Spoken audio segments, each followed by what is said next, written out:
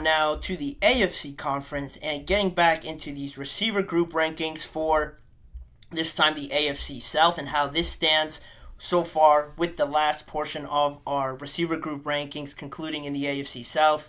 Looking at the Colts, Titans, and Jacksonville Jaguars, and also the Houston Texans, there's a lot of newness and freshness in this division, so I had a good time trying to rank these receiver groups thus far in the AFC South. So without further ado, we'll get into number 4. Who comes in last? That would be the Jacksonville Jaguars for me because of the uncertainty and the major loss of their best wide receiver last year, statistic-wise, Calvin Ridley. Not only did they lose Ridley, but he stays in the division and signs with the Tennessee Titans on an expensive price tag, but nonetheless, now you're going to have to play against them twice a year, and that's never a good thing. But they have a bunch of solid receivers now as options. They brought in Gabe Davis. They brought in Brian Thomas through the draft, and you have Evan Ingram, who had a great year last year.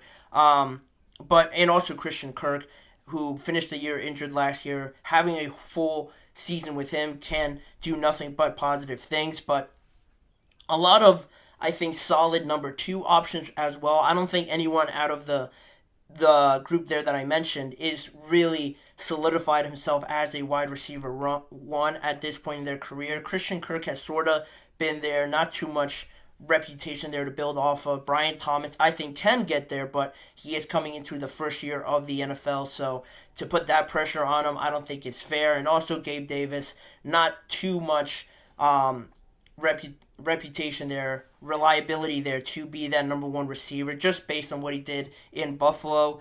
Then also with Evan Ingram, nearly 1,000 yards last year, so he's probably on the highest trajectory right now in terms of what he did last year. A bit of more of a proven reputation than other teams, but at this point you sort of are teetering with the fact that you don't know what you're really going to get from them because you built such a good relationship last year with Calvin Ridley. Now that he departs, how this group is going to look in 2024 and who really steps up to try and build some balance alongside the running game, I think will be crucial for them. And also, if you're going to pay Trevor Lawrence, if you're going to allocate that much money to him, you want to have as good of options around him to sort of solidify and validate that contract to have Trevor Lawrence play to the best of his ability. But that is the number 4 spot for me where the Jaguars sit. And now, moving into the 3rd spot, I have the Indianapolis Colts. Again, similarly with them, with the Jacksonville Jaguars, there is a level of uncertainty surrounding them. The most, I think, out of Pittman, Josh Downs there that you see on your screen, and A.D. Mitchell, and then comparing it to Brian Thomas, Christian Kirk, and Evan Ingram, and even Gabe Davis, I think you would take Michael Pittman ahead of all of them currently based on the year that he had last year, really growing into his role, leading this wide receiver group, and also very, very young as well, all over this wide receiver group. I mentioned these 3 on your screen. Michael Pittman is the oldest one at 26 years old. Then you have Josh Downs coming off of his rookie year, 22 years old. A.D. Mitchell in his rookie year this season, going to be 21 years old or is 21. You have also Alec Pierce there as depth at that position. He's 24 years old as well. Now I think you just got a little bit more talented with A.D. Mitchell being drafted there in the 2nd round and finding a diamond there so late in the draft, or I say late, but late for the kind of talent that he is.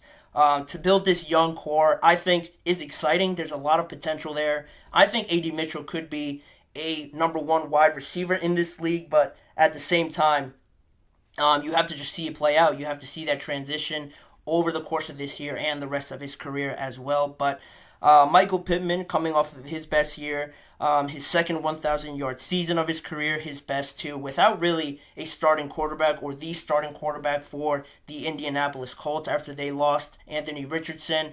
You'd expect the production to go down a little bit, but Michael Pittman went above and beyond, and I think the Colts could really ride that momentum into this year where now hopefully you get a lot of the pieces back, everybody can stay healthy, and that way they could really be competitive, at least on the offensive side of the ball, with some of these other teams in this division. A lot of potential, and maybe, just maybe, the highest ceiling on some of these young receivers that they have available to them. Still yet a lot to be proven, but I like what they're building there in Indianapolis. They just have to get the whole team playing on the same level. With that defense and missing some pieces, I think the wide receiver group can be one of the most exciting ones in the NFL this year.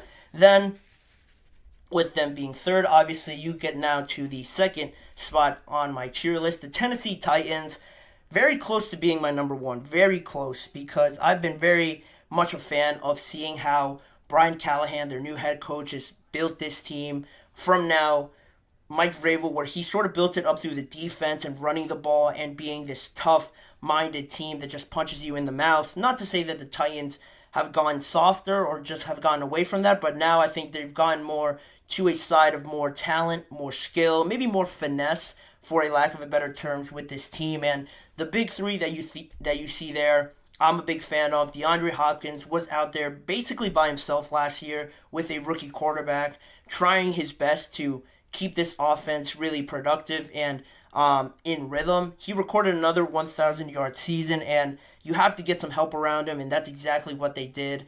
Maybe, for some people, too expensive of a price for Calvin Ridley, but he's only going to be 29, 30 years old, and he had another 1,000-yard season last year, was the best receiver for the Jacksonville Jaguars. So now to have him on your team as the second option, I guess, not such a bad second option on your offense, can't hurt at all. And also you sign one of the best free agent wide receivers that were still left on the market up until this point, not only based on talent, but also because of that relationship that Tyler Boyd had with Brian Callahan during his time, or both of their times, in Cincinnati. You already have him pretty much up to speed as much as anybody else on this team. So that sort of knowledge of the offense, that comfortability in that offense, can not only help him, but also the rest of his teammates to try and bounce some ideas off of him.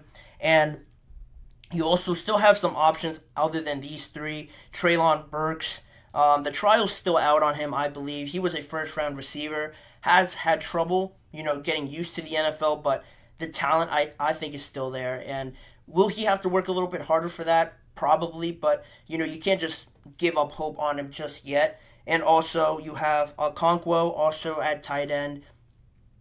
A nice option that you have there in terms of depth of this group, but it really comes down to Will Levis and how he plays. And with these sort of weapons, the talent and the ceiling is there to try and get over the hump and the down year that you had last year. They certainly are an exciting team to watch this year. I have high hopes for them, and that's why I have them as my number 2 ranked team in the AFC South, which means at number 1, obviously the only team left, Stefon Diggs, Tank Dell, Nico Collins, making up the Houston Texans. The ability to form a big three at this position this offseason with Stefon Diggs being coming over from the Buffalo Bills, trading him to come over and really step into that role, I guess, as the number 1 wide receiver. And I only say I guess because Tank Dell is super talented. Nico Collins also just got paid this offseason because he put up wide receiver 1 numbers as well. So having these 3 guys as your main options, plus Dalton Schultz, who had a great relationship last year with C.J. Stroud, and not to mention C.J. Stroud, obviously, coming into his rookie year, having one of the better historical seasons as a rookie, taking this team to the divisional round of the playoffs, I think says a lot about him and how just in his first year he was able to do that. What's the rest of his career going to look like if he's only going to get better? And you surround him with pieces like this.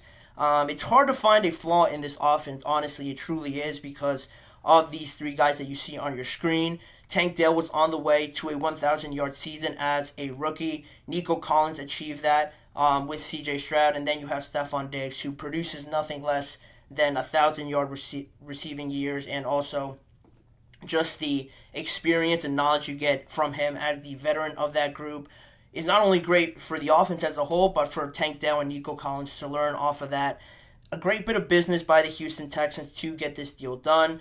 And how it now all just transitions and how they gain chemistry and that rhythm to start the year, hopefully sooner rather than later, will be a big factor in how they really play out this entire year, because a lot of people have doubled their expectations now for the Texans. They expect them to not only win this division, but to be playing in late January in the AFC Championship game and those parts of the season. I think it's warranted now with the level of talent that they have. A lot of pressure now, definitely. More teams are going to be well prepared for them, but that's the sort of attention that you would want. It means you're doing things right, and the Texans have hit it out of the park this offseason, building a juggernaut of a team on offense, but that's why they're ranked number one. I'd love to know what you guys think of this list, of the order, and what other rankings maybe you want me to do. I have some ideas going forward, but that is my list. Leave your comments in the chat box or also in the comments section after the show goes off the air. But in the meantime, we're going to go to the last break of the show, and when we return, a bit of a conversation on the Carolina Panthers, not on the field, but off of the field, and their plans to renovate their stadium, Bank of America Stadium, down there in Charlotte. What is going into it? What new things are coming potentially for this new stadium? All of the details will be revealed in just a few moments when we return after this break.